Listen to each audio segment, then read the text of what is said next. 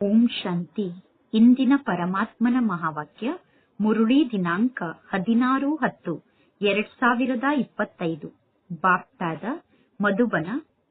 ಮಧುರ ಮಕ್ಕಳೇ, ಏಕಾಂತದಲ್ಲಿ ಕುಳಿತು ನಾನು ಶರೀರದಿಂದ ಭಿನ್ನ ಆದಂತಹ ಆತ್ಮ ಆಗಿದ್ದೇನೆ ಎಂದು ಅಭ್ಯಾಸವನ್ನು ಮಾಡಿ. ಆಗ ನಾನು ಶರೀರದಿಂದ ಭಿನ್ನ ಆದಂತಹ ಆತ್ಮ ಎಂದು ನಿಮಗೆ ಅನುಭವ ಆಗಬೇಕು. ಇದಕ್ಕೆ ಬದುಕಿರುವಾಗಲೇ ಸಾಯುವುದು ಎಂದು ಕರೆಯಲಾಗುತ್ತದೆ. ಇಂದಿನ ಪ್ರಶ್ನೆಯಾಗಿದೆ, ಏಕಾಂತದ ಅರ್ಥ ಏನಾಗಿದೆ? ಏಕಾಂತದಲ್ಲಿ ಕುಳಿತು ನೀವು ಯಾವೊಂದು ಅನುಭವವನ್ನು ಮಾಡಬೇಕು? ಉತ್ತರ, ಏಕಾಂತದ ಅರ್ಥವೇ ಆಗಿದೆ, ಒಬ್ಬ ತಂದೆಯ ನೆನಪಿನಲ್ಲಿ ಈ ಶರೀರದ ಅಂತ್ಯ ಆಗಬೇಕು. ಅಂದರೆ ತಂದೆಯ ನೆನಪಿನಲ್ಲೇ ಶರೀರದ ಅಂತ್ಯ ಆಗಬೇಕು. ಇದಕ್ಕೆ ಏಕಾಂತ ಎಂದು ಕರೆಯಲಾಗುತ್ತದೆ. ಅಂದರೆ ಏಕಾಂತದಲ್ಲಿ ಕುಳಿತು ಎಂತಹ ಅನುಭವವನ್ನು ಮಾಡಬೇಕು ಅಂದರೆ, ನಾನು ಆತ್ಮ ಆಗಿದ್ದೇನೆ, ಆತ್ಮನಾದ ನಾನು ಈ ಶರೀರ ಅನ್ನುವ ಚರ್ಮವನ್ನು ತ್ಯಾಗ ಮಾಡಿ ಪರಮಾತ್ಮ ತಂದೆಯ ಬಳಿ ಹೋಗುತ್ತಿದ್ದೇನೆ. ತಂದೆಯ ನೆನಪನ್ನು ಬಿಟ್ಟರೆ ಬೇರೆ ಯಾರ ನೆನಪೂ ಬರಬಾರದು.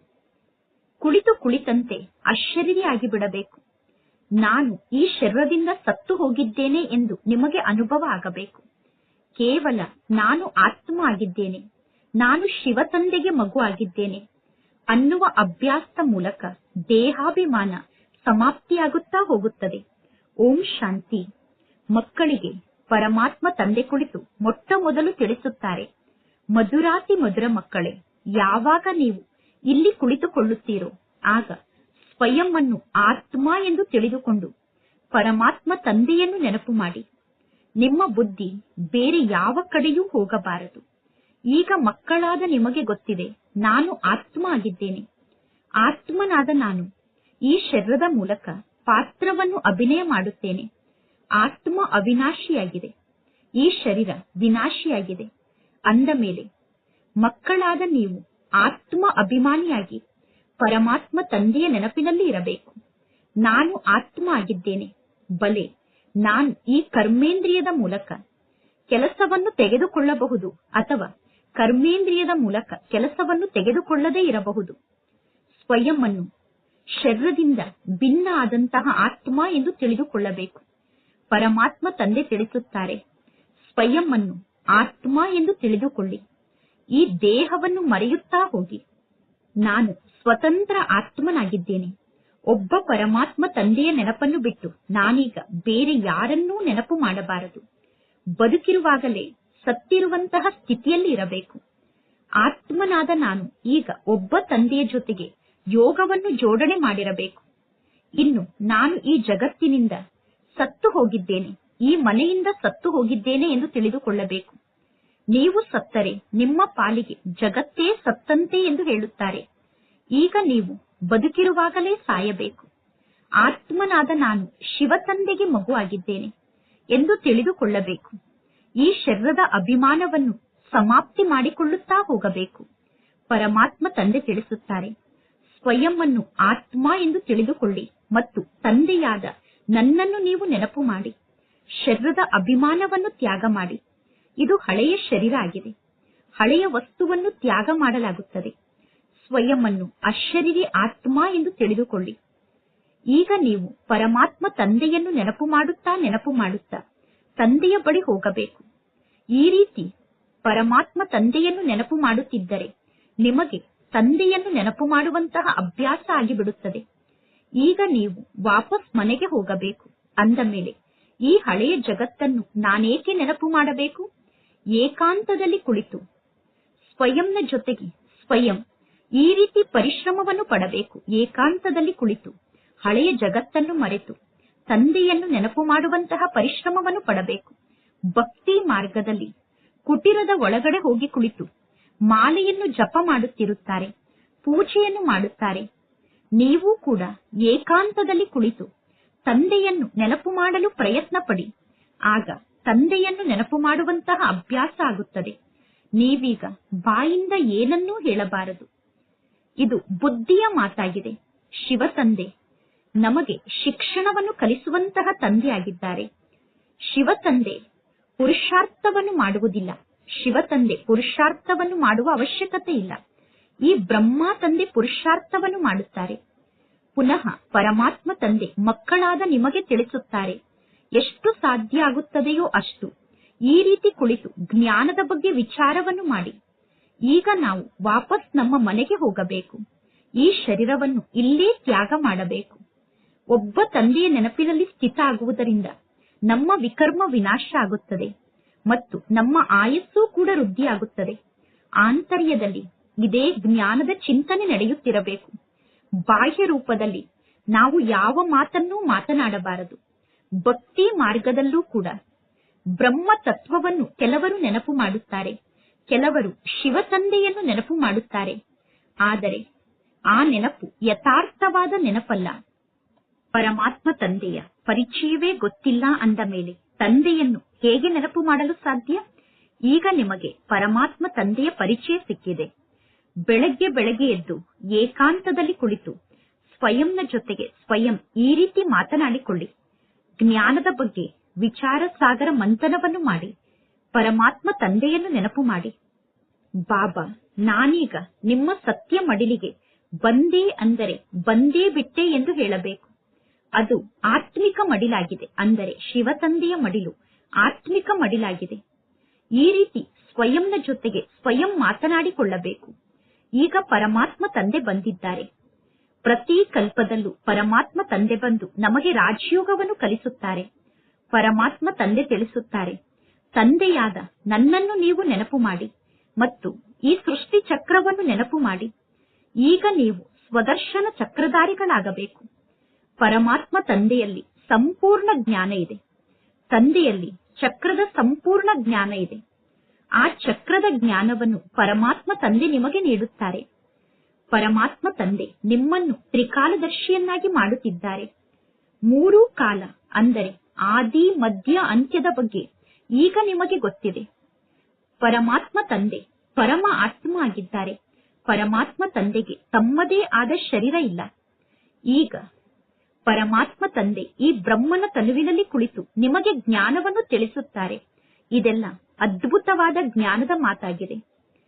ಭಗೀರಥನ ತನುವಿನಲ್ಲಿ ಪರಮಾತ್ಮ ತಂದೆ ವಿರಾಜಮಾನ ಆಗಿದ್ದಾರೆ. ಅಂದ ಮೇಲೆ ಪರಮಾತ್ಮ ತಂದೆ ಅವತರಿತ ಆಗುವಂತಹ ಭಗೀರಥ ಆದಂತಹ ಬ್ರಹ್ಮನ ತನುವಿನಲ್ಲಿ ಬ್ರಹ್ಮನ ಇನ್ನೊಂದು ಆತ್ಮ ಕೂಡ ಇದೆ ತಾನೆ. ಬ್ರಹ್ಮ ತಂದೆಯ ಅನೇಕ ಜನ್ಮದ ಅಂತಿಮ ಜನ್ಮ ಈ ಜನ್ಮ ಆಗಿದೆ. ಬ್ರಹ್ಮ ತಂದೆ ನಂಬರ್ 1 ಪಾವನ ಆಗುತ್ತಾರೆ. ನಂತರ ಪುನಃ ಬ್ರಹ್ಮ ತಂದೆ ನಂಬರ್ 1 ಪತಿತ ಆಗುತ್ತಾರೆ. ಬ್ರಹ್ಮ ತಂದೆ ಎಂದು ಸ್ವಯಂವನ್ನು ಭಗವಂತ ಎಂದು ಹೇಳಿಕೊಳ್ಳುವುದಿಲ್ಲ. ಬ್ರಹ್ಮ ತಂದೆ ಎಂದೂ ಸ್ವಯಂವನ್ನು ವಿಷ್ಣು ಎಂದು ಹೇಳಿಕೊಳ್ಳುವುದಿಲ್ಲ. ಈ ಸಮಯದಲ್ಲಿ ಈ ಜಗತ್ತಿನಲ್ಲಿ ಪಾವನ ಆತ್ಮರು ಒಬ್ಬರೂ ಇಲ್ಲ, ಎಲ್ಲರೂ ಪತಿತರಾಗಿದ್ದಾರೆ. ಅಂದ ಮೇಲೆ ಪರಮಾತ್ಮ ತಂದೆ ಮಕ್ಕಳಿಗೆ ತಿಳಿಸುತ್ತಾರೆ, ಈ ರೀತಿ ನೀವು ಜ್ಞಾನದ ಬಗ್ಗೆ ವಿಚಾರ ಸಾಗರ ಮಂಥನವನ್ನು ಮಾಡಿ. ಜ್ಞಾನದ ಬಗ್ಗೆ ವಿಚಾರ ಸಾಗರ ಮಂಥನವನ್ನು ಮಾಡುವುದರಿಂದ ನಿಮಗೆ ಖುಷಿ ಇರುತ್ತದೆ. ಈ ಜ್ಞಾನದ ಬಗ್ಗೆ ವಿಚಾರ ಸಾಗರ ಮಂಥನವನ್ನು ಮಾಡಲು ಇಲ್ಲಿ ಏಕಾಂತದ ಅವಶ್ಯಕತೆ ಇದೆ. ಒಬ್ಬ ತಂದೆಯ ನೆನಪಿನಲ್ಲಿ ನಾವು ತಲ್ಲೀನ ಆಗಬೇಕು. ಒಬ್ಬ ತಂದೆಯ ನೆನಪಿನಲ್ಲೇ ಈ ಶರೀರದ ಅಂತ್ಯ ಆಗಬೇಕು. ಇದಕ್ಕೆ ಏಕಾಂತ ಎಂದು ಕರೆಯಲಾಗುತ್ತದೆ. ಒಬ್ಬ ತಂದೆಯ ನೆನಪಿನಲ್ಲಿ ನಮ್ಮ ಶರೀರದ ಅಂತ್ಯ ಆದಾಗ ಈ ಚರ್ಮದ ಶರೀರದಿಂದ ನಾವು ಮುಕ್ತ ಆಗುತ್ತೇವೆ. ಸನ್ಯಾಸಿಗಳು ಬ್ರಹ್ಮಾಂಡವನ್ನು ನೆನಪು ಮಾಡುತ್ತಾರೆ ಅಥವಾ ಬ್ರಹ್ಮ ತತ್ವವನ್ನು ನೆನಪು ಮಾಡುತ್ತಿರುತ್ತಾರೆ. ಬ್ರಹ್ಮಾಂಡವನ್ನು ನೆನಪು ಮಾಡುತ್ತಾ ಅವರ ಶರೀರದ ಅಭಿಮಾನವೇ ಸಮಾಪ್ತಿಯಾಗುತ್ತದೆ. ನಾನೀಗ ಹೋಗಿ ಬ್ರಹ್ಮಾಂಡದಲ್ಲಿ ಲೀನ ಆಗಬೇಕು ಎಂದು ಅವರು ತಿಳಿದುಕೊಳ್ಳುತ್ತಾರೆ. ಕೇವಲ ಏಕಾಂತದಲ್ಲಿ ಕುಳಿತು ತಪಸ್ಸನ್ನು ಮಾಡುತ್ತಿರುತ್ತಾರೆ. ತಪಸ್ಸನ್ನು ಮಾಡುತ್ತಾ ಕುಳಿತಲ್ಲೇ ಶರೀರವನ್ನು ತ್ಯಾಗ ಮಾಡುತ್ತಾರೆ. ಭಕ್ತಿ ಮಾರ್ಗದಲ್ಲಿ ಮನುಷ್ಯರು ಬಹಳಷ್ಟು ಪೆಟ್ಟನ್ನು ತಿನ್ನುತ್ತಾರೆ. ಈ ಜ್ಞಾನ ಮಾರ್ಗದಲ್ಲಿ ಪೆಟ್ಟನ್ನು ತಿನ್ನುವ ಮಾತೇ ಇಲ್ಲ. ಈ ಜ್ಞಾನ ಮಾರ್ಗದಲ್ಲಿ ನಾವು ಪರಮಾತ್ಮ ತಂದೆಯ ನೆನಪಿನಲ್ಲಿ ಸ್ಥಿತ ಆಗಬೇಕು. ಅಂತಿಮ ಸಮಯದಲ್ಲಿ ಒಬ್ಬ ಶಿವ ತಂದೆಯ ನೆನಪನ್ನು ಬಿಟ್ಟು ಬೇರೆ ಯಾರ ನೆನಪೂ ನಮಗೆ ಬರಬಾರದು. ನಾವು ಗೃಹಸ್ಥ ವ್ಯವಹಾರದಲ್ಲೇ ಇರಬೇಕು. ಇನ್ನು ತಂದೆಯನ್ನು ನೆನಪು ಮಾಡಲು ಸಮಯವನ್ನು ಮಾಡಿಕೊಳ್ಳಬೇಕು. ವಿದ್ಯಾರ್ಥಿಗಳಿಗೆ ಶಿಕ್ಷಣವನ್ನು ಕಲಿಯುವ ಆಸಕ್ತಿ ಇರುತ್ತದೆ. ಇದು ಶಿಕ್ಷಣ ಆಗಿದೆ. ಸ್ವಯಂವನ್ನು ಆತ್ಮ ಎಂದು ತಿಳಿದುಕೊಳ್ಳದೇ ಇರುವ ಕಾರಣ ತಂದೆ, ಶಿಕ್ಷಕ, ಗುರು ಎಲ್ಲರನ್ನೂ ಮರೆತು ಬಿಡುತ್ತಾರೆ. ಏಕಾಂತದಲ್ಲಿ ಕುಳಿತು ಈ ರೀತಿ ಜ್ಞಾನದ ಬಗ್ಗೆ ವಿಚಾರವನ್ನು ಮಾಡಿ. ಗೃಹಸ್ಥಿಗಳ ಮನೆಯಲ್ಲಿ ವೈಬ್ರೇಷನ್ ಸರಿ ಇರುವುದಿಲ್ಲ. ಅದಕ್ಕೋಸ್ಕರ ಗೃಹಸ್ಥಿಗಳು ಸಪರೇಟ್ ಆಗಿ ಒಂದು ಕುಟೀರವನ್ನು ಮಾಡಿಕೊಂಡು ಕುಟೀರದಲ್ಲಿ ಏಕಾಂತದಲ್ಲಿ ಹೋಗಿ ಕುಳಿತುಕೊಳ್ಳಿ. ಮಾತೆಯರಿಗೆ ಹಗಲಿನ ಸಮಯದಲ್ಲೂ ಕೂಡ ತಂದೆಯನ್ನು ನೆನಪು ಮಾಡಲು ಸಮಯ ಸಿಗುತ್ತದೆ. ಮಕ್ಕಳು ಮುಂತಾದವರು ಶಾಲೆಗೆ ಹೋಗುತ್ತಾರೆ. ಆಗ ಎಷ್ಟು ಸಮಯ ಸಿಗುತ್ತದೆಯೋ ಅಷ್ಟು ಸಮಯ ತಂದೆಯನ್ನು ನೆನಪು ಮಾಡಲು ಪ್ರಯತ್ನ ಪಡಬೇಕು. ನಿಮ್ಮೆಲ್ಲರಿಗೂ ಒಂದೇ ಮನೆ ಇದೆ. ಪರಮಾತ್ಮ ತಂದೆಗೆ ಎಷ್ಟೊಂದು ಮನೆ ಇದೆ ಮತ್ತು ತಂದೆಯ ಮನೆಯ ಸಂಖ್ಯೆ ವೃದ್ಧಿಯಾಗುತ್ತಿರುತ್ತದೆ. ಮನುಷ್ಯರಿಗೆ ಉದ್ಯೋಗ ವ್ಯವಹಾರದ ಚಿಂತೆ ಇರುತ್ತದೆ. ಉದ್ಯೋಗ ವ್ಯವಹಾರದ ಚಿಂತೆ ಜಾಸ್ತಿಯಾದಾಗ ಮನುಷ್ಯರಿಗೆ ನಿದ್ದೆ ಕೂಡ ಬರುವುದಿಲ್ಲ. ಇದು ಕೂಡ ವ್ಯಾಪಾರ ಆಗಿದೆ. ಪರಮಾತ್ಮ ತಂದೆ ಎಷ್ಟು ದೊಡ್ಡ ಅಕ್ಕಸಾಲಿಗ ಆಗಿದ್ದಾರೆ. ಪರಮಾತ್ಮ ತಂದೆ ಬಹಳ ದೊಡ್ಡ ಎಕ್ಸ್ಚೇಂಜ್ ಮಾಡುವಂತಹ ವ್ಯಾಪಾರವನ್ನು ಮಾಡುತ್ತಾರೆ. ಹಳೆಯ ಶರೀರವನ್ನು ತೆಗೆದುಕೊಂಡು ಹೊಸ ಶರೀರವನ್ನು ನೀಡುತ್ತಾರೆ. ಪರಮಾತ್ಮ ತಂದೆ ನಮ್ಮೆಲ್ಲರಿಗೂ ಮಾರ್ಗವನ್ನು ತೋರಿಸುತ್ತಾರೆ. ಪರಮಾತ್ಮ ತಂದೆ ಇದೇ ಉದ್ಯೋಗವನ್ನು ಮಾಡಬೇಕು. ಈ ವ್ಯಾಪಾರ ಬಹಳ ದೊಡ್ಡ ವ್ಯಾಪಾರ ಆಗಿದೆ. ವ್ಯಾಪಾರಿಗಳಿಗೆ ವ್ಯಾಪಾರವನ್ನು ಮಾಡುವ ವಿಚಾರ ನಡೆಯುತ್ತಿರುತ್ತದೆ. ಬ್ರಹ್ಮ ತಂದೆ ಬಹಳಷ್ಟು ರೂಪದಲ್ಲಿ ಶಿವ ತಂದೆಯನ್ನು ನೆನಪು ಮಾಡಲು ಪ್ರಯತ್ನ ಪಡುತ್ತಾರೆ. ನಂತರ ಬ್ರಹ್ಮ ತಂದೆ ಸ್ವಯಂ ಮಕ್ಕಳಿಗೆ ತಿಳಿಸುತ್ತಾರೆ, ನೀವು ಕೂಡ ಈ ರೀತಿ ತಂದೆಯನ್ನು ನೆನಪು ಮಾಡಿ, ಈ ರೀತಿ ತಂದೆಯನ್ನು ನೆನಪು ಮಾಡಿ ಎಂದು. ಎಷ್ಟು ಜಾಸ್ತಿ ಸಮಯ ನೀವು ತಂದೆಯನ್ನು ನೆನಪು ಮಾಡುತ್ತೀರೋ, ಎಷ್ಟು ಜಾಸ್ತಿ ನೀವು ತಂದೆಯನ್ನು ನೆನಪು ಮಾಡುತ್ತೀರೋ ಅಷ್ಟು ಸ್ವತಃ ನಿಮಗೆ ನಿದ್ದೆ ಬರುವುದೇ ಇಲ್ಲ. ಅಂದರೆ ಸ್ವತಃ ನಿಮ್ಮ ನಿದ್ದೆ ಸಮಾಪ್ತಿಯಾಗುತ್ತದೆ. ಆತ್ಮಕ್ಕೆ ಸಂಪಾದನೆಯನ್ನು ಮಾಡಿಕೊಳ್ಳುವಾಗ ಖುಷಿಯಾಗುತ್ತದೆ. ಸಂಪಾದನೆ ಆಗುವಾಗ ಆತ್ಮಕ್ಕೆ ಖುಷಿಯಾಗುತ್ತದೆ. ಸಂಪಾದನೆಯನ್ನು ಮಾಡಿಕೊಳ್ಳುವುದಕ್ಕೋಸ್ಕರ ಮನುಷ್ಯರು ರಾತ್ರಿಯ ಸಮಯದಲ್ಲೂ ಕೂಡ ಜಾಗೃತರಾಗಿ ಎದ್ದಿರುತ್ತಾರೆ. ಸೀಸನ್ನ ಸಮಯದಲ್ಲಿ ಸಂಪೂರ್ಣ ರಾತ್ರಿ ಅಂಗಡಿಯನ್ನು ತೆರೆದಿರುತ್ತಾರೆ. ಸೀಸನ್ ಬಂದಾಗ ರಾತ್ರಿಯೆಲ್ಲ ಅಂಗಡಿಯನ್ನು ತೆರೆದು ವ್ಯಾಪಾರವನ್ನು ಮಾಡುತ್ತಾರೆ. ನಿಮ್ಮ ಈ ಸಂಪಾದನೆಯಲ್ಲೂ ಕೂಡ ರಾತ್ರಿಯ ಸಮಯದಲ್ಲಿ ನಿಮಗೆ ಚೆನ್ನಾಗಿ ಸಂಪಾದನೆ ಆಗುತ್ತದೆ ಮತ್ತು ಬೆಳಗ್ಗೆ ಅಮೃತ ವೇಳೆಯ ಸಮಯದಲ್ಲಿ ನಿಮಗೆ ಚೆನ್ನಾಗಿ ಸಂಪಾದನೆ ಆಗುತ್ತದೆ. ನೀವು ಸ್ವದರ್ಶನ ಚಕ್ರಧಾರಿಗಳಾಗುತ್ತೀರಾ, ತ್ರಿಕಾಲದರ್ಶಿಗಳಾಗುತ್ತೀರಾ. 21 ಜನ್ಮಕ್ಕೋಸ್ಕರ ನೀವೀಗ ಹಣವನ್ನು ಸಂಗ್ರಹ ಮಾಡಿಕೊಳ್ಳುತ್ತೀರಾ. ಮನುಷ್ಯರು ಶ್ರೀಮಂತರಾಗುವುದಕ್ಕೋಸ್ಕರ ಎಷ್ಟೊಂದು ಪುರುಷಾರ್ಥವನ್ನು ಮಾಡುತ್ತಾರೆ. ನೀವೀಗ ತಂದೆಯನ್ನು ನೆನಪು ಮಾಡಿದರೆ ನಿಮ್ಮ ವಿಕರ್ಮ ವಿನಾಶ ಆಗುತ್ತದೆ. ತಂದೆಯ ನೆನಪಿನ ಮೂಲಕ ನಿಮಗೆ ಶಕ್ತಿ ಸಿಗುತ್ತದೆ. ನೀವು ನೆನಪಿನ ಯಾತ್ರೆಯಲ್ಲಿ ಸ್ಥಿತ ಆಗದೇ ಇದ್ದರೆ ನಿಮಗೆ ನೀವೇ ಬಹಳಷ್ಟು ನಷ್ಟವನ್ನು ಮಾಡಿಕೊಳ್ಳುತ್ತೀರಾ. ನೆನಪಿನ ಯಾತ್ರೆಯಲ್ಲಿ ಸ್ಥಿತ ಆಗದೇ ಇದ್ದರೆ ನಿಮಗೆ ಬಹಳಷ್ಟು ನಷ್ಟ ಆಗುತ್ತದೆ. ಏಕೆಂದರೆ ತಲೆಯ ಮೇಲೆ ಪಾಪದ ಹೊರೆ ಬಹಳಷ್ಟು ಜಾಸ್ತಿ ಇದೆ. ಈಗ ಸಂಪಾದನೆಯನ್ನು ಜಮಾ ಮಾಡಿಕೊಳ್ಳಬೇಕು. ಒಬ್ಬ ತಂದೆಯನ್ನು ನೆನಪು ಮಾಡಬೇಕು ಮತ್ತು ತ್ರಿಕಾಲದರ್ಶಿಗಳಾಗಬೇಕು. ಇದು ಅವಿನಾಶಿ ಧನ ಆಗಿದೆ. ಅರ್ಧ ಕಲ್ಪಕ್ಕೋಸ್ಕರ ಈ ಅವಿನಾಶಿ ಹಣವನ್ನು ಸಂಗ್ರಹ ಮಾಡಿಕೊಳ್ಳಬೇಕು. ನಿಮ್ಮ ಈ ಜೀವನ ಬಹಳಷ್ಟು ಬೆಲೆ ಬಾಳುವಂತಹ ಜೀವನ ಆಗಿದೆ. ವಿಚಾರ ಸಾಗರ ಮಂಥನವನ್ನು ಮಾಡಿ ಜ್ಞಾನ ರತ್ನವನ್ನು ತೆಗೆಯಬೇಕು. ವಿಚಾರ ಸಾಗರ ಮಂಥನವನ್ನು ಮಾಡಿ ರತ್ನವನ್ನು ಹುಡುಕಬೇಕು. ಹೇಗೆ ಬ್ರಹ್ಮ ತಂದೆ ಸ್ವಯಂ ವಿಚಾರ ಸಾಗರ ಮಂಥನವನ್ನು ಮಾಡುತ್ತಾರೆ. ಬ್ರಹ್ಮ ತಂದೆ ಮಕ್ಕಳಿಗೂ ಕೂಡ ಯುಕ್ತಿಯನ್ನು ತಿಳಿಸುತ್ತಾರೆ. ಮಕ್ಕಳು ತಂದೆಗೆ ಹೇಳುತ್ತಾರೆ, ಬಾಬಾ, ಮಾಯೆಯ ಬಿರುಗಾಳಿ ಬಹಳಷ್ಟು ಬರುತ್ತದೆ ಎಂದು. ಪರಮಾತ್ಮ ತಂದೆ ತಿಳಿಸುತ್ತಾರೆ, ಎಷ್ಟು ಸಾಧ್ಯ ಆಗುತ್ತದೆಯೋ ಅಷ್ಟು ಸ್ವಯಂಗೋಸ್ಕರ ಸಂಪಾದನೆಯನ್ನು ಮಾಡಿಕೊಳ್ಳಿ. ಈ ಸಂಪಾದನೆಯೇ ಕೆಲಸಕ್ಕೆ ಬರುತ್ತದೆ. ಏಕಾಂತದಲ್ಲಿ ಕುಳಿತು ತಂದೆಯನ್ನು ನೆನಪು ಮಾಡಬೇಕು. ಮಂದಿರಕ್ಕೆ ಹೋಗಿ ನೀವು ಬಹಳಷ್ಟು ಸೇವೆಯನ್ನು ಮಾಡಬಹುದು. ನಿಮಗೆ ಸಮಯ ಇದ್ದರೆ ಮಂದಿರಕ್ಕೆ ಹೋಗಿ ಬಹಳಷ್ಟು ಸೇವೆಯನ್ನು ಮಾಡಿ. ಸದಾ ಬ್ಯಾಡ್ಜ್ ಅನ್ನು ಹಾಕಿಕೊಂಡಿರಬೇಕು. ಆಗ ನೀವು ಆತ್ಮಿಕ ಮಿಲಿಟರಿಯವರಾಗಿದ್ದೀರಾ ಎಂದು ಎಲ್ಲರೂ ತಿಳಿದುಕೊಳ್ಳುತ್ತಾರೆ. ನಾವೀಗ ಸ್ವರ್ಗದ ಸ್ಥಾಪನೆಯನ್ನು ಮಾಡುತ್ತಿದ್ದೇವೆ ಎಂದು ನೀವು ಬರೆಯುತ್ತೀರಾ. ಆದಿ ಸನಾತನ ದೇವಿ ದೇವತಾ ಧರ್ಮ ಇತ್ತು. ಈಗ ದೇವತಾ ಧರ್ಮ ಇಲ್ಲ. ಈಗ ಪುನಃ ಪರಮಾತ್ಮ ತಂದೆ ದೇವತಾ ಧರ್ಮವನ್ನು ಸ್ಥಾಪನೆ ಮಾಡುತ್ತಾರೆ. ಲಕ್ಷ್ಮೀ ನಾರಾಯಣ ಆಗುವುದೇ ನಮ್ಮ ಗುರಿ ಉದ್ದೇಶ ಆಗಿದೆ. ಯಾವ ಸಮಯದಲ್ಲಿ ಬೇಕಾದರೂ ಈ ಟ್ರಾನ್ಸ್ಲೈಟ್ ನ ಚಿತ್ರವನ್ನು ಬ್ಯಾಟರಿಯ ಜೊತೆಗೆ ತೆಗೆದುಕೊಂಡು ಹೋಗಿ ನೀವು ಪರಿಕ್ರಮಣೆಯನ್ನು ಮಾಡಬಹುದು ಮತ್ತು ನೀವು ಎಲ್ಲರಿಗೂ ಹೇಳಬೇಕು, ಈಗ ಈ ಲಕ್ಷ್ಮೀ ನಾರಾಯಣರ ರಾಜ್ಯವನ್ನು ನಾವು ಸ್ಥಾಪನೆ ಮಾಡುತ್ತಿದ್ದೇವೆ ಎಂದು. ಈ ಲಕ್ಷ್ಮೀ ನಾರಾಯಣರ ಚಿತ್ರ ಎಲ್ಲಾ ಚಿತ್ರಕ್ಕಿಂತ ಬಹಳ ಫಸ್ಟ್ ಕ್ಲಾಸ್ ಆದ ಚಿತ್ರ ಆಗಿದೆ. ಈ ಚಿತ್ರ ಬಹಳಷ್ಟು ಪ್ರಸಿದ್ಧ ಆಗುತ್ತದೆ. ಕೇವಲ ಒಬ್ಬ ಲಕ್ಷ್ಮೀನಾರಾಯಣರಷ್ಟೇ ಇರಲಿಲ್ಲ, ಸಂಪೂರ್ಣ ಲಕ್ಷ್ಮೀನಾರಾಯಣರ ರಾಜಧಾನಿಯೇ ಇತ್ತು. ಈ ಸ್ವರಾಜ್ಯವನ್ನು ನಾವೀಗ ಸ್ಥಾಪನೆ ಮಾಡುತ್ತಿದ್ದೇವೆ.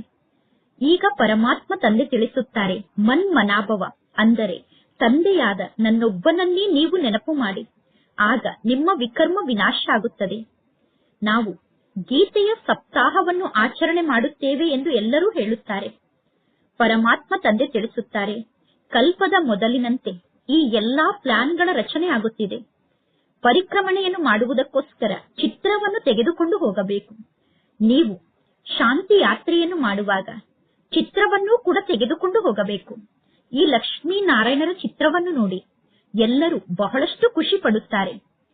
ನೀವೀಗ ತಿಳಿಸುತ್ತೀರಾ, ಪರಮಾತ್ಮ ತಂದೆಯನ್ನು ನೆನಪು ಮಾಡಿ ಮತ್ತು ತಂದೆ ನೀಡುವ ಆಸ್ತಿಯನ್ನು ನೆನಪು ಮಾಡಿ, ಅಂದರೆ ಮನ್ಮನಾಭವ ಎಂದು ನೀವೀಗ ಹೇಳುತ್ತೀರಾ.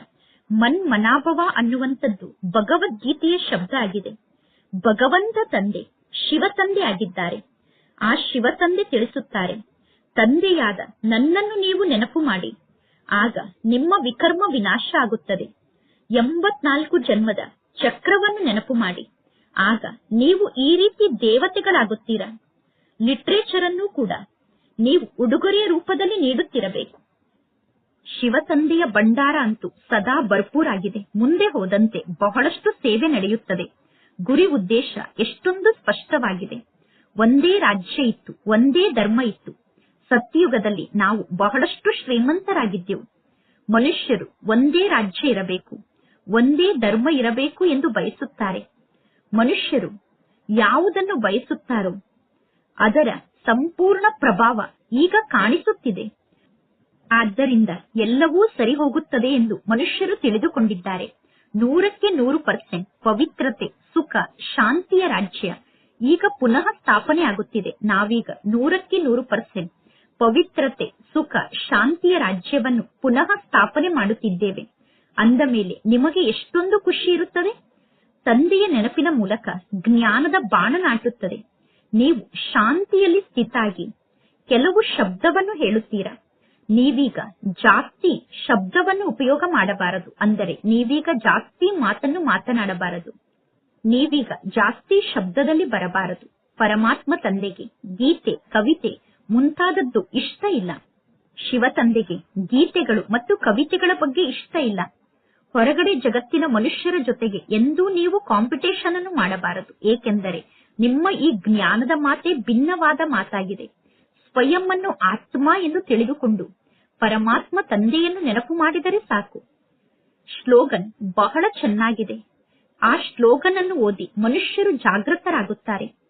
ಯಾವಾಗ ಮನುಷ್ಯರು ಜಾಗೃತರಾಗುತ್ತಾರೋ ಆಗ ಮಕ್ಕಳ ಸಂಖ್ಯೆ ವೃದ್ಧಿಯಾಗುತ್ತಾ ಹೋಗುತ್ತದೆ. ಖಜಾನೆಯಂತೂ ಸದಾ ಭರ್ಪೂರ್ ಆಗಿರುತ್ತದೆ. ಮಕ್ಕಳಿಗೆ ತಂದೆ ಖಜಾನೆಯನ್ನು ನೀಡಿದ್ದಾರೆ. ಅಂದ ಮೇಲೆ ಪುನಃ ಆ ಖಜಾನೆ ಮಕ್ಕಳ ಕೆಲಸಕ್ಕೆ ಬರುತ್ತದೆ. ತಂದೆ ಎಂದು ಹಣವನ್ನು ತೆಗೆದುಕೊಂಡು ಇಲ್ಲಿಗೆ ಬರುವುದಿಲ್ಲ. ನಿಮ್ಮ ವಸ್ತುಗಳೇ ಇಲ್ಲಿ ಕೆಲಸಕ್ಕೆ ಬರುತ್ತದೆ. ನಿಮ್ಮ ಬಳಿ ಇರುವಂತಹ ವಸ್ತುವೇ ಈ ಯಜ್ಞದಲ್ಲಿ ಕೆಲಸಕ್ಕೆ ಬರುತ್ತದೆ. ಭಾರತದ ನಿವಾಸಿಗಳಿಗೆ ಗೊತ್ತಿದೆ. ಈಗ ನಾವು ಜಗತ್ತನ್ನು ಬಹಳಷ್ಟು ಸುಧಾರಣೆ ಮಾಡುತ್ತಿದ್ದೇವೆ. 5 ವರ್ಷದ ಒಳಗಡೆ ಇಷ್ಟು ಆಹಾರ ಧಾನ್ಯವನ್ನು ಬೆಳೆಯುತ್ತೇವೆ ಎಂದು ಭಾರತದ ನಿವಾಸಿಗಳು ಹೇಳುತ್ತಾರೆ. 5 ವರ್ಷದಲ್ಲಿ ಜಾಸ್ತಿ ಆಹಾರ ಧಾನ್ಯವನ್ನು ಬೆಳೆದಾಗ ಎಂದು ಆಹಾರ ಧಾನ್ಯಕ್ಕೋಸ್ಕರ ಕಷ್ಟದ ಅನುಭವ ಆಗುವುದಿಲ್ಲ ಎಂದು ಗೌರ್ಮೆಂಟ್ನವರು ಹೇಳುತ್ತಾರೆ. ಮತ್ತು ನಿಮಗೆ ಗೊತ್ತಿದೆ ಈಗ ಜಗತ್ತಿನಲ್ಲಿ ಎಂತಹ ಪರಿಸ್ಥಿತಿ ಬರುತ್ತದೆ ಅಂದರೆ ಊಟ ಮಾಡಲು ಅನ್ನ ಕೂಡ ಸಿಗುವುದಿಲ್ಲ. ಅಂತಹ ಪರಿಸ್ಥಿತಿ ಈಗ ಜಗತ್ತಿಗೆ ಬರುತ್ತದೆ. ಅಂದ ಮೇಲೆ ಈ ಕಲಿಯುಗದಲ್ಲಿ ಈಗ ಪುನಃ ಎಂದು ಆಹಾರ ಧಾನ್ಯದ ಬೆಲೆ ಕಡಿಮೆ ಆಗಲು ಸಾಧ್ಯ ಇಲ್ಲ. ಮಕ್ಕಳಿಗೆ ಗೊತ್ತಿದೆ 21 ಜನ್ಮಕ್ಕೋಸ್ಕರ ನಾವೀಗ ನಮ್ಮ ರಾಜ್ಯ ಭಾಗ್ಯವನ್ನು ಪಡೆದುಕೊಳ್ಳುತ್ತಿದ್ದೇವೆ. ಅಂದ ಮೇಲೆ ಈಗ ನಾವು ಸ್ವಲ್ಪ ಕಷ್ಟವನ್ನು ಸಹನೆ ಮಾಡಿಕೊಳ್ಳಬೇಕು. ಖುಷಿಯಂತಹ ಔಷಧಿ ಇಲ್ಲ ಎಂದು ಹೇಳುತ್ತಾರೆ. ಖುಷಿಯಂತಹ ಪೌಷ್ಟಿಕ ಆಹಾರ ಇಲ್ಲ ಎಂದು ಹೇಳುತ್ತಾರೆ. ಅತೀಂದ್ರಿಯ ಸುಖದ ಬಗ್ಗೆ ಗೋಪ ಗೋಪಿಕೆಯರ ಗಾಯನ ಇದೆ. ಮಕ್ಕಳ ಸಂಖ್ಯೆ ಬಹಳಷ್ಟು ಜಾಸ್ತಿ ಆಗುತ್ತದೆ. ಯಾರು ಈ ವೃಕ್ಷದಲ್ಲಿ ಇರುವಂತಹ ಆತ್ಮರಾಗಿದ್ದಾರೋ, ಅಂದರೆ ಯಾರು ಈ ದೈವಿ ವೃಕ್ಷದ ಆತ್ಮರಾಗಿದ್ದಾರೋ ಅವರು ಪುನಃ ಇಲ್ಲಿಗೆ ಬರುತ್ತಾರೆ. ಈ ವೃಕ್ಷ ಅಂತೂ ಈಗ ವೃದ್ಧಿ ಆಗಲೇಬೇಕು. ಸ್ಥಾಪನೆ ಅಂತೂ ಆಗುತ್ತಿದೆ. ಸತ್ಯುಗದಲ್ಲಿ ಅನ್ಯ ಯಾವ ಧರ್ಮವೂ ಇರುವುದಿಲ್ಲ. ಅಂದ ಮೇಲೆ ಎಲ್ಲಾ ಆತ್ಮರು ಮೇಲಿನಿಂದ ಈ ಸೃಷ್ಟಿಗೆ ಬರುತ್ತಾರೆ. ಈಗ ಈ ವೃಕ್ಷ ಸ್ಥಾಪನೆ ಆಗೇ ಬಿಟ್ಟಿದೆ. ನಂತರ ನಂಬರ್ ವಾರಾಗಿ ಆತ್ಮರು ಈ ಸೃಷ್ಟಿಗೆ ಬರುತ್ತಾರೆ. ವೃಕ್ಷ ವೃದ್ಧಿಯಾಗುತ್ತಾ ಹೋಗುತ್ತದೆ. ಇಲ್ಲಿ ಯಾವುದೇ ಕಷ್ಟದ ಮಾತಿಲ್ಲ. ಮೇಲಿನಿಂದ ಪಾತ್ರವನ್ನು ಅಭಿನಯ ಮಾಡುವುದಕ್ಕೋಸ್ಕರ ಅವರು ಈ ಸೃಷ್ಟಿಗೆ ಬರಲೇಬೇಕು. ಮೇಲಿನಿಂದ ಪಾತ್ರವನ್ನು ಅಭಿನಯ ಮಾಡಲು ಈ ಸೃಷ್ಟಿಗೆ ಬರುವ ಮಾತಿನಲ್ಲಿ ಮಹಿಮೆಯ ಯಾವ ಮಾತು ಇಲ್ಲ. ಧರ್ಮ ಸ್ಥಾಪಕರು ಲೇಟ್ ಆಗಿ ಈ ಸೃಷ್ಟಿಗೆ ಬರುತ್ತಾರೆ. ಅಂದ ಮೇಲೆ ಅವರು ಸದ್ಗತಿಯ ಶಿಕ್ಷಣವನ್ನು ಹೇಗೆ ನೀಡಲು ಸಾಧ್ಯ? ಧರ್ಮ ಸ್ಥಾಪಕರು ಸದ್ಗತಿಯ ಬಗ್ಗೆ ತಿಳಿಸುವುದಿಲ್ಲ. ಈಗ ಪರಮಾತ್ಮ ತಂದೆ ಭವಿಷ್ಯದಲ್ಲಿ ದೇವಿ ದೇವತಾ ಧರ್ಮವನ್ನು ಸ್ಥಾಪನೆ ಮಾಡುತ್ತಿದ್ದಾರೆ. ಸಂಗಮ ಯುಗದಲ್ಲಿ ಪರಮಾತ್ಮ ತಂದೆ ಹೊಸ ವೃಕ್ಷದ ಕಸಿಯನ್ನು ಮಾಡುತ್ತಿದ್ದಾರೆ. ಮೊದಲು ಗಿಡವನ್ನು ಪಾಟ್ನಲ್ಲಿ ಬೆಳೆಸುತ್ತಾರೆ. ನಂತರ ಆ ಗಿಡವನ್ನು ಭೂಮಿಯಲ್ಲಿ ಬೆಳೆಸುತ್ತಾರೆ. ನಂತರ ವೃಕ್ಷ ಬೆಳೆಯುತ್ತಾ ಹೋಗುತ್ತದೆ. ಈಗ ನೀವು ಕೂಡ ಗಿಡವನ್ನು ಹಚ್ಚುತ್ತೀರಾ. ನಂತರ ಸತ್ಯುಗದಲ್ಲಿ ನಿಮ್ಮ ಸಂಖ್ಯೆ ವೃದ್ಧಿ ಆಗುತ್ತದೆ. ನೀವು ರಾಜ್ಯಭಾಗ್ಯವನ್ನು ಪಡೆದುಕೊಳ್ಳುತ್ತೀರಾ. ಈಗ ಹೊಸ ಜಗತ್ತನ್ನು ನೀವು ಸ್ಥಾಪನೆ ಮಾಡುತ್ತಿದ್ದೀರಾ. ಮನುಷ್ಯರು ತಿಳಿದುಕೊಳ್ಳುತ್ತಾರೆ, ಕಲಿಯುಗದ ಆಯಸ್ಸು ಇನ್ನೂ ಬಹಳಷ್ಟು ವರ್ಷ ಇದೆ. ಕಲಿಯುಗ ಇನ್ನೂ ಬಹಳ ವರ್ಷದವರೆಗೆ ಇರುತ್ತದೆ ಎಂದು ಮನುಷ್ಯರು ತಿಳಿದುಕೊಂಡಿದ್ದಾರೆ. ಏಕೆಂದರೆ ಶಾಸ್ತ್ರದಲ್ಲಿ ಕಲಿಯುಗದ ಆಯಸ್ಸು ಲಕ್ಷಾಂತರ ವರ್ಷ ಎಂದು ಬರೆದಿದ್ದಾರೆ. ಜಗತ್ತಿನ ಜನ ತಿಳಿದುಕೊಳ್ಳುತ್ತಾರೆ ಇನ್ನೂ 40,000 ವರ್ಷದವರೆಗೂ ಕಲಿಯುಗ ಇರುತ್ತದೆ ಎಂದು. ಈಗ ಪುನಃ ಪರಮಾತ್ಮ ತಂದೆ ಬಂದು ಹೊಸ ಜಗತ್ತನ್ನು ನಿರ್ಮಾಣ ಮಾಡುತ್ತಾರೆ.